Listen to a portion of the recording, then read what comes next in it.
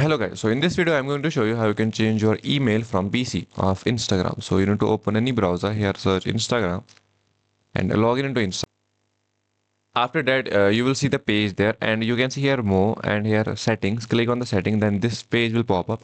Here on the top side you can see the account center. Click on it and here you need to find personal details. Click on the personal detail and there you go, contact info. Click on the contact info and you need to see add contact, add new contact and add more email.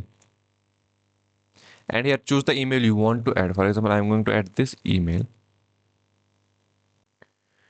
So the code will be sent on your existing email. So you need to enter the code from the email you just picked here. You just typed here new email, then press enter, and there you go.